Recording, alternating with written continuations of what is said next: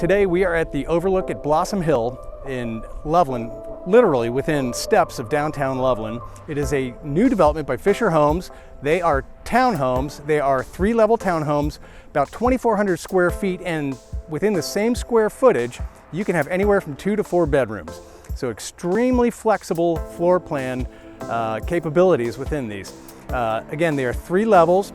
On the lower level, you have a recreation or a bedroom or a family room type area and walk out to a patio. On the main living floor, you have a large great room, dining room area, which is flexible as well, and a kitchen on that level. And then you have on the upper level 2 to 3 bedrooms. So we're gonna go check these out now and give me your thoughts in the comments. And at the end, what I will do is I will show you the difference between the different floor plans and the flexibility with the different bedrooms and lower level. So stick around to the end, you'll want to see that.